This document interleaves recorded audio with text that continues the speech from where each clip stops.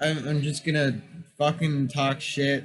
That's all I want to do is talk shit. So there's a plenitude of things, plenitude of sources to come from, and I was thinking of triangulation as a usual social process to make politics happen, which I consider because the triangulation is this classic association fallacy tactic, where you don't even have to associate people. You can associate events, and you can be like, "Oh, this movie coming out is the reason women are beaten," or "This movie coming out is the reason that women think they're like fucking Amazonesses, or that black people, I don't know, the Nation of Islam is the reason Black Panther exists."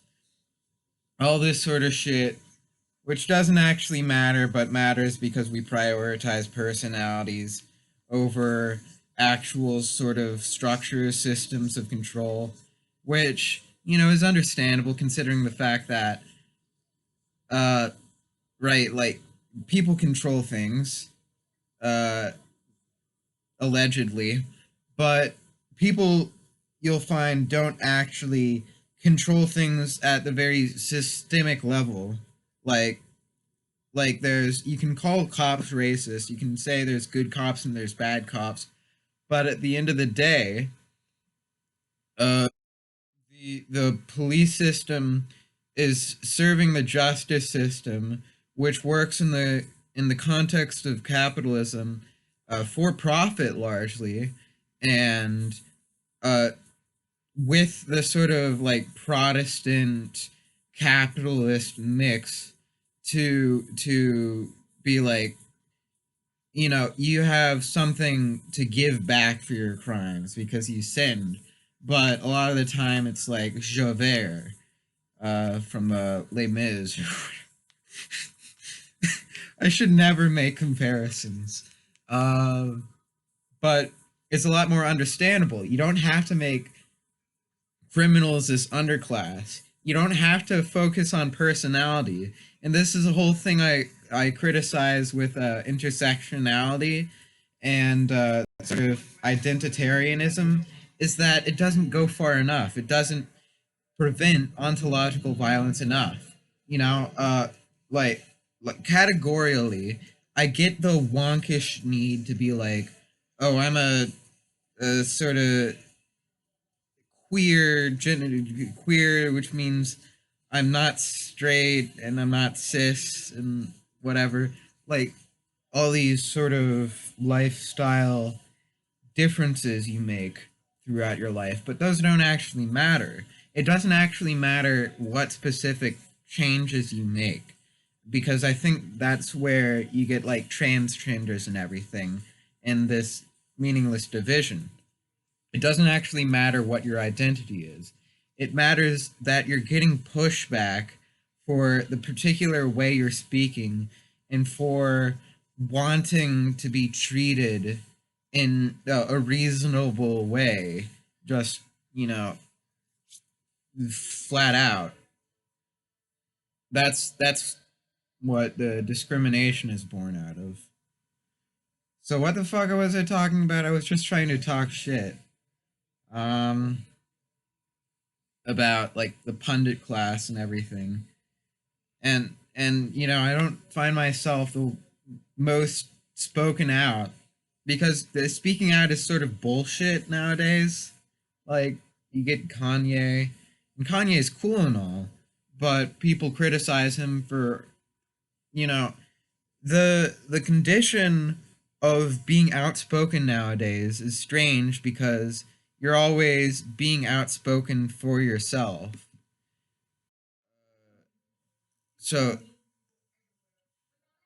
this being outspoken for yourself, it makes you take up more time. It makes you sort of weave memes to stick people on, and then there's this meta criticism for like, you know, any figure should like sort of have some obeisance, should have some shame to them. So it's this condition where, Donald Trump is sort of the anathema of this. And, not that he's sort of like fighting back against it. He's merely a force that's opposite of this. And so the sort of liberal, quote unquote, animus towards him is as much towards his sort of terrible, like intervention chud sort of office, and his allowance for like anti-abortion Supreme Court justices, his blithe sort of disregard for third world countries, and like parts of the country he doesn't even like have to hold accountable to because they don't even vote for him, like Puerto Rico. um it's as much that sort of thing that Obama did the same thing. Obama continued the endless war and expanded it in the Middle East and surrounding areas. um Obama deported more immigrants than Bush before him did. It's just so it's as much that, sorry, I'm lagging in my point, as it is like having shame, having this fake humility, which which is meaningless because it's like just like you're a cat, right? And you're sort of walking around and you have to look like an animal, you have to walk like an Egyptian, you have to sort of put on this act of like listening to other people, which by the way doesn't actually bear out. you know these people don't actually listen to others, they just put on this listening personality, like Elizabeth Warren especially, I think, puts this on, which it's not important. It's not important to put yourself as this like reasonable person, because I think that's unavoidably manipulative. This is like the higher sort of social media class of propriety, not not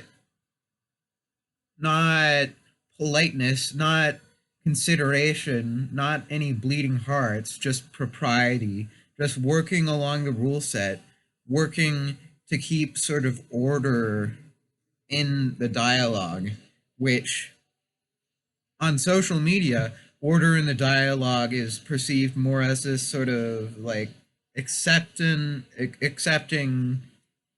pool, but it's easy to forget that nobody with power is talking like that. Nobody with power cares about the class side of how people with these ideas are, you know, left to be wrung out by the system.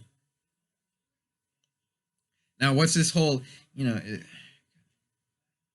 this is why it's demotivating, because it's just rambling. It's just rambling, and then you get, ugh. So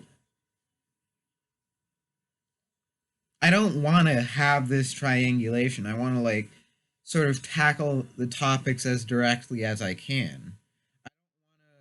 Make myself a sort of pure uh, like coalition, uh, vacuum sealed from the rest of the world. And a coalition with who? Everyone sort of imagines themselves socially linked to other people in vague accordance, in vague sort of agreement, spontaneity, a paradigm, a synchronicity, a synergy with other people is the idea. But you need to, in this modern age, I think you need to make that much more obvious.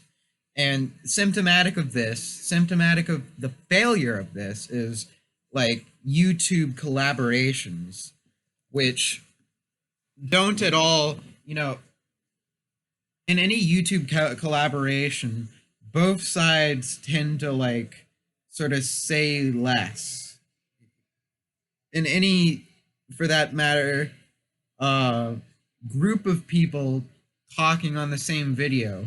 You know, you can generalize this to all of enterprise. People tend to like pick out a figurehead or pick out which personality they like the most. So it's either one or none. All or not all or none. It's this very individualist, egoistic view of content, which I don't think is necessary. Because the thing that makes collaboration suck so much is that they're not sort of individualistic enough. That it's like, oh, I have my sort of formula of content and you have your formula of content. But you can fuse that better to be like, you know, maybe we can work better together. Uh, this whole bullshit strain of thought is just to say that podcasts work better when there's some sort of conflict. When it's like you don't just grant someone their sort of place, which is more confusing with big social media or big mainstream media, because the difference between mainstream media and social media is that if you attack someone on mainstream media, it's automatically like, oh, they're shit. And, you know, it's like uh, you're trying to cancel them or whatever. But if you attack someone on social media, that's usually a bit more reasonable, and there's more room for like, oh, we have beef, we talk shit to each other. However, the only place this is sanctioned in mainstream media is like with in between celebrities and in between parties. And so if it's within a party, for instance, and it's not allowed because, you know, it's a sort of like politics is just sports. People have covered this, like I think Fox did, how you have these panels on CNN, and there's this fake sort of debate happening between these particularly groomed pundits who nobody has the same opinions as. Nobody has the same prim, sort of decorated opinions as these pundits on TV who know exactly what spectrum of thought to allow on TV to sort of fool people into, if not, you know, because it's too labyrinthine and bullshit thoroughly an opinion based to have, if not agreement, just sort of rational, assumedly rational detachment, like, oh, I don't know what's going on. But you do. You do know what's going on. You can't be controlled like that, you know? Like, there's a limit to how much you can just hand wave and be like, oh, nobody understands that Syria is a country. Nobody understands how the vouchers work. It's a very particular method. We have to tip the scales, and we have to go into our back rooms, and we have to put powder on them, and we have to sniff sage after it's been burnt, and we have. It's not that bullshit, you know. And I feel like while the average American is extremely retarded, the average person, and that includes the pundit class, um, the average American is also more of this like esoteric, on average, thing that like allows sort of conspiracy, all this stuff. You might have stoners, you might have like truckers, you might have soccer moms who have this like astrology brain, which makes every day much more interesting than the last because they see new colors in the world. Like, oh, I didn't know that green was there. I knew that green was there, but I didn't know it was this particular green between this yellow and this blue. uh, it's much more interesting, you know, and substantive somehow than what they put on the TV. Even like astrology, it's at least like a coherent system of bullshit. you know? Like it's like my brain reacts to this, and I have this sort of vague understanding of these people. It's retarded, but at least you can understand it. At least you can have a conversation about it. You can't have a conversation about the sort of motivations between of like David Frum's politics. It's just like, don't boo other candidates. Don't be mean to other candidates. Fuck that. Fuck that. This civility stuff. This fake sort of propriety. This fake emotion that the pundit class has. That the class and the sort of PMC professional managerial class touts as like the most important thing in their sort of vague circles of authority. Those are garbage. You don't need to listen to these people spouting sort of anodyne uh, truisms and aphorisms and all this stuff. They're not actually talking sense. They're making a program for you to be absorbed in and to fill in the gaps with your own self-similar sort of paraphrastic version of some cartoonish reality.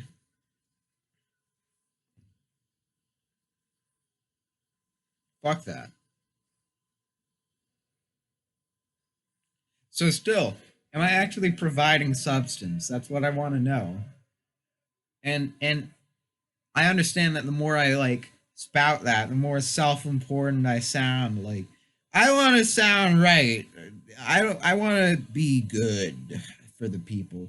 I sound exactly the same. So you can understand how the craziness is just like at a certain level, people just want to be reasonable. They're obsessed with that. They're obsessed with like uh poising some way such that they can be very disagreeable, but still they're like, oh, I'm inside the rules of conduct. And I think that's something that even if you don't disagree with, you can understand is just unacceptable as like a center of ideology. That's just empty. That's kind of, you know, jerry rigging the loneliness of our society, the sort of isolated, middle aged, or disenfranchised, or like uh, sort of out of their own time state. And it's just pandering to this sense of, oh, I want to have an understanding, this woke sense that everybody has, but everybody thinks nobody else has, which is, at the end of the day, the sort of stopping block to action is understanding. So don't think, feel. Eh.